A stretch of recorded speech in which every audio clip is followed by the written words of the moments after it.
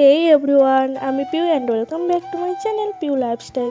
তোমরা সবাই কেমন আছো? আই হোপ তোমরা সবাই খুব ভালো আছো, আর আমিও খুব ভালো আছি। দেখো সকাল সকাল ব্লগটা আমি স্টার্ট করে দিয়েছি। আর সকালবেলা ঘুম থেকে উঠেই দেখি আমার কপালে একটা কি বার হয়ে গেছে। দিয়ে সকালে আমার ফার্স্ট কাজ থেকে ঘুম থেকে উঠে আগে বিছনাটা গুছানো, তাই সেটাই গুছিয়ে নিচ্ছি। আর দেখো এখানে আউশও চলে এসেছে। ও সকাল সকাল প্রত্যেক দিন আমাকে জ্বালাতন করতে আমাদের বাড়ি চলে আসে। জানো তো এই ব্লগটা হচ্ছে প্রায় 1 মাসের, কারণ 1 মাস আগে ভিডিওগুলো আমি শ্যুট করে রেখেছিলাম, কিন্তু এডিট করার টাইমই হয় না। কারণ এই 1 মাসের ভিতর আমার প্রচণ্ড জ্বর, ঠান্ডা, কাশি। অবশ্য এখনও ঠান্ডাটা আছে, তোমরা গলার সাউন্ড শুনে বুঝতে পারছো। আর সকালবেলা ঘুম থেকে উঠে দেখি বিছানাটা গোছানোর পর মা এখানে রান্না করছে, তাই আমি একটু দেখতে আসলাম। আর বিয়ের পর এখনও আমি কোনোদিনও রান্নাবান্না করিনি, আর করবো কি? আমি তো রান্না করতেই পারি না, তাই মা রান্না করে। আর আদার্স যে সব কাজগুলো থাকে, ঘর মোছা, ঘর চাটানো, ঘর পরিষ্কার করা, ঘর গুছিয়ে রাখা, এগুলোই আমি করি। আর দেখো নিচের ঘর বিছনা চাদর গোছানোর পরে আমি এখন ওপরের বিছানাটা তুলতে এসেছি। ওপরে কেউ থাকে না, তবুও প্রত্যেক দিন একটু ঝেড়ে মুছে রাখি, তাহলে আর কি পরিষ্কার থাকে। আর এই যে জায়গাটা দেখছো, এটা এখন ফাঁকা আছে, আর একটু পরেই ভরাট হয়ে যাবে, কারণ আমার বাপের বাড়ি থেকে আমাকে জিনিস পাঠানো হবে। আমরা তো পালিয়ে বিয়ে করেছি, তখন তো কোনো জিনিস দেওয়া হয়নি, তাই বিয়ের পরে মা আমাকে সব জিনিসগুলো পাঠিয়ে দিচ্ছে। আর তোমরা যারা যারা জানো না যে আমি কেন পালিয়ে বিয়ে করলাম, কবে পালিয়ে বিয়ে করেছি, কেন করেছি, কিসের জন্য করেছি, তোমাদের দাদাভাই কী করে, আমি কোথায় পালিয়ে বিয়ে করেছি, এগুলো জানার জন্য কিন্তু অবশ্যই আমাকে কমেন্ট করো। অবশ্যই আমি তোমাদের কমেন্টে রিপ্লাই দেওয়ার চেষ্টা করব, বা আমি একটা লং ভিডিও আপলোড করব আমরা কেন বিয়ে করেছি, কেন হঠাৎ এই ডিসিশানটা নিলাম। অবশ্যই তোমাদের সঙ্গে কোনো না কোনো ব্লগে শেয়ার করব।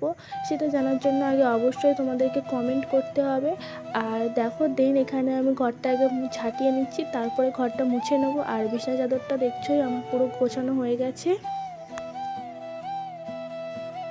তোমরা যারা যারা আমার এরকম ডেলি ব্লগ দেখতে চাও, তাহলে অবশ্যই কমেন্ট করো। আমি ডেলি ব্লগ করার চেষ্টা করব আর তোমাদেরকে শেয়ার করব।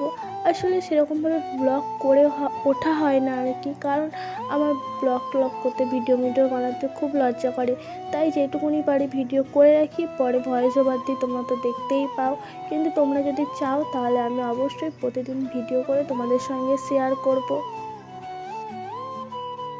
আর কী বা তোমাদেরকে দেখাবো বলো? আমার তো প্রতিদিন একই কাজ থেকে ঘরটা ঝাঁটানো, ঘর মোছা আর বিছানাগুলো গোছানো, ব্যাস। এটা যদি তোমাদেরকে প্রত্যেক দিন দেখায়, তাহলে তো তোমরা আমার ভিডিও কোনো দিনই দেখবে না। একদিন দেখার পরে ভিডিও প্রত্যেক দিন স্কিপ করে চলে যাবে। তবুও তোমরা অবশ্যই কমেন্ট করো, আমি ডেলি নিত্য নতুন কিছু করার চেষ্টা করব আর তোমাদেরকে শেয়ার করব।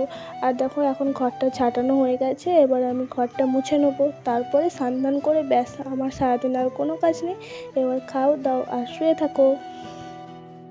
আর জানো তো এই ভিডিওর ক্লিপগুলো যেদিনকে আমি নিয়েছি, সেদিনকে তোমাদের দাদাভাই বাড়ি ছিল না। 2 দিনের জন্য তোমার দাদাভাই একটু বাইরে পরীক্ষা দিতে গেছিলো উড়িষ্যায়, ওর এক্সাম পড়েছিল তাই। আর আমি একাই ছিলাম, তাই কি করব না করব, তাই ভিডিও করছিলাম একটু তোমাদের সঙ্গে শেয়ার করার জন্য। তাছাড়া তো এমনি কাজ করি, তোমাদেরকে শেয়ার করা হয় না। আর সেদিনকে কি করব, তার জন্য ভিডিও বানাচ্ছিলাম। আর তোমাদের দাদাভাই বাড়ি ছিল না, মনটাও খারাপ ছিল, ভালো লাগছিল না, একা একা বোরিং ফিল হচ্ছিলো, তাই এইসব তোমাদের সঙ্গে শেয়ার করছিলাম। তোমাদের যদি ভিডিওটা ভালো লেগে থাকে, তাহলে অবশ্যই কিন্তু like, comment, share and subscribe করতে একদমই ভুলো না।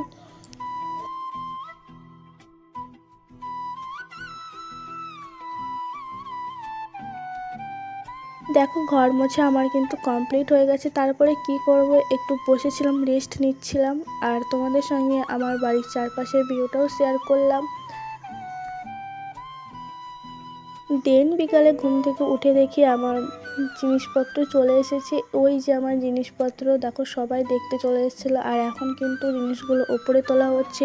তোমাদেরকে তো দেখালামই যে একটা ফাঁকা জায়গা ছিল, ওগুলো ভরাট হয়ে যাবে। এই যে এই জিনিসগুলো দিয়ে ওই জায়গাগুলো পুরো ভরাট হয়ে যাবে। আমাদের ওপরে ঘরে তো একটা খাট ছাড়া আর ডাইনিং টেবিলটা ছাড়া কিছুই ছিল না, আর একটা ছোট্ট টেবিল ছিল।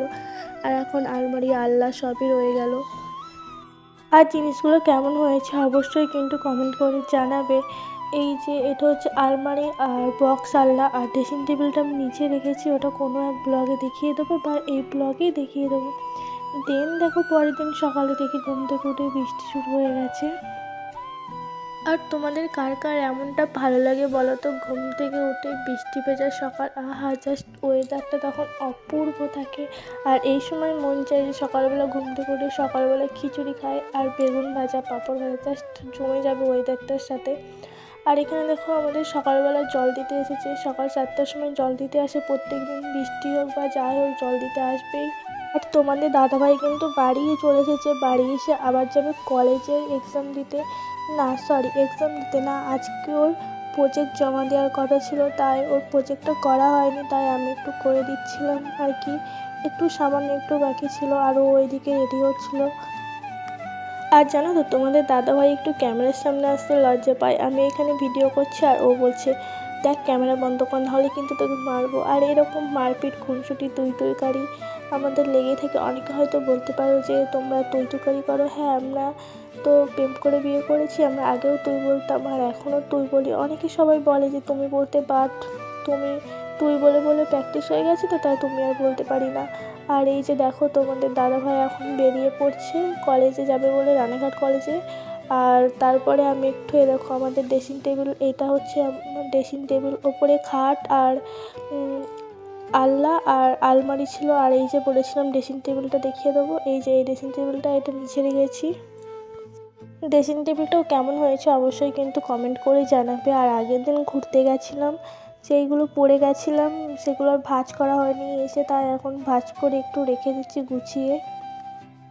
আর যেহেতু আমার আলনা আলমারি এগুলো সব ওপরে আর নিচে ড্রেসিং টেবিলটা আছে, আর নিচে ড্রেসিং টেবিলে তো অনেক জায়গা আছে, তাই ওপরে অতটা যাওয়া হয় না বলে কুচকাচ অল্প কিছু শাড়ি ব্লাউজ যেগুলো আমি ড্রেসিং টেবিলের মধ্যেই রেখে দিই, সেটা তোমরা দেখতেই পাবে।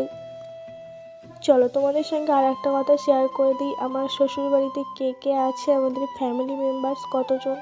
তো আমাদের ফ্যামিলি মেম্বার্স হচ্ছে, আমার শ্বশুরবাড়িতে আছে আমি, আমার বর মানে তোমাদের দাদাভাই, আর আমার শ্বশুর আর শাশুড়ি, তোমাদের দাদাভাইয়ের দাদা বোন ভাই বলো কেউ নেই, কেউ না, তোমাদের দাদাভাই একা। তো এই চারজন নিয়েই আমাদের সংসার।